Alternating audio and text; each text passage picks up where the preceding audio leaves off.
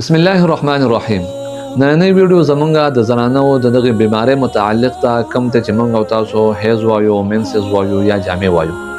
چونکې دا مسله د حیا سره تعلق ساتي، نو څنګه چې احکامات او عبادت دا په نارینه باندې لازم او فرض دي، د هغې احکامات زده کول. دغه شانتې د زنانو باندې هم عبادات دي او احکامات دي او د هغې هغه مسایل دي، په هغو باندې د هغې زده کول لازم او فرض دي.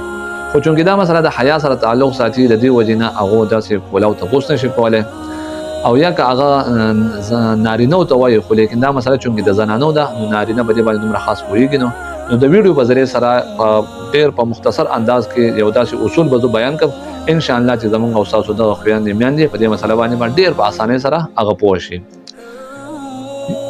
د حیض مدت، شرعي مدت دا څومره دی؟ یو مسله به دا بیان کړو. دویم نمبر چې په رمضان المبارک کې، چونکه اوس د رمضان میاشت شروع ده، خلک اکثر تپوس دې کوي چې په رمضان کې مونږه د دغې بیمارۍ د بندش دپاره ګولۍ یا سن استعمالو، نو آیا دا طریقه صحیح ده او که نه ده؟ دا دوه مسلې دي. اول نمبر مسله، دا اصول او قاعده د ځان سره یاد ساتل پکار دي چې د دغې بیمارۍ د حیض یا منسز جامې هر یو نوم چې ورته تاسو وایي، زه په دې ویډیو کې د دې لپاره د بیمارۍ لفظ استعمالوم.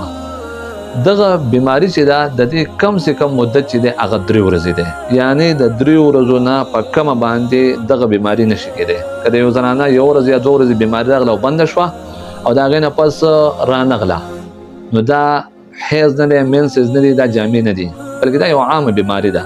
د دغې 1 ورځ یا 2 ورځې څومره منځونه دي او داسې روژه دی، دی به قضا کوي. دویم نمبر، اکثره موده د دغې بیمارۍ هغه 10 ورځې ده. که چېرته د 10 ورځو نه دا سیوا شوه، 11مې 12مې ته واوښته، نو نه، اکثره موده چې دا 10 ورځې ده، په 11مه 12مه به دا خپل مونځ او دسو تلاوت او روژه وغیره دا شروع کوي. کمه موده، کم سے کم موده 3 ورځې، اکثره موده هغه 10 ورځې. اوس زنانه چې په کومه مسله کې خطا کېږي او په کومه مسله کې چې هغه پریشان هغه دا ده چې کله د دې دا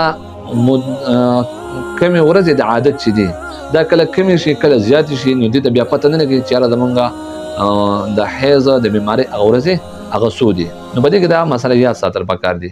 که چېرته د یوې زنانه خپل میعاد چې دی هغه 6 ورځې او په 8مه ورځ باندې د خپل غسل وکړو، مونځ او دس روژه تلاوت شروع کړو، خو لیکن په 8مه 9مه ورځ باندې دوباره دې ته هغه اثرات او علامات د وینې هغه ظاهر شو، نو چونکې دا په 10 ورځو کې دننه خبره ده، نو لهذا دا ټول به حیض شمارلی کېږي. چې په 10 ورځو کې دننه وینه دوباره بیا راغله، نو دا ټول به حیض شمارلی کېږي.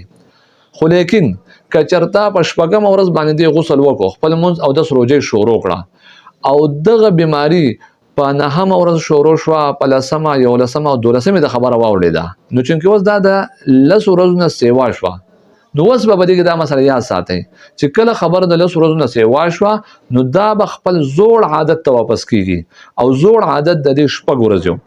نو په 8مه ورځ چې دې کوم غسل کړی هغه ټیک دی، هغه ورځ د بیمارۍ شوې او د هغې نه پس 9مه 8مه 9مه 10مه اگر که په دې کې دا بیماري شروع شوې ده، 11مې 12مې د خبره واوښته، د دې هیڅ اعتبار نشته. په دې کې د خپل مونځ او دس روژه کوي د هر مانځه دپاره او د دې هر څه چې دی هغه په دې ورځو کې صحیح دي. دا شو د حیض متعلق. امید لرم چې زموږ خویندې میندې په دې مسله باندې هغه پوه شي. دویم نمبر مسله چې په رمضان المبارک کې د دغې بیمارۍ د بندش دپاره ګولۍ یا انجکشن استعمالول دا څنګه دي؟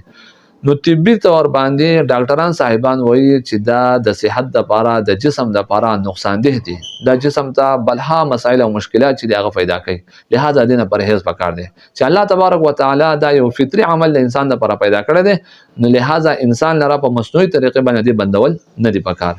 ها البته که چېرته یوې زنانه دا عمل وکړو، ګولۍ استعمال کړه، انجکشن استعمال کړو او د هغې د وجې نه دا بیماري بنده شوه او په دې کې د روژې ونیوې، مونځ او دس تلاوت وکړو، دا ټیک دي، دغه منځونه دا اودسونه دغه روژې د دې ټیک دي او نه بیا په دې باندې د دغې منځونه اودسونه او روژو څه قضا شته. خو لیکن طبي طور باندې د دې نه پرهیز پکار دی. دا یو څو بنیادي مسایلو. الله تبارک وتعالی دې مال او تاسو ټول په دې باندې عمل کولو توفیق راکړي. واخر دعوانا ان الحمد لله رب العالمین.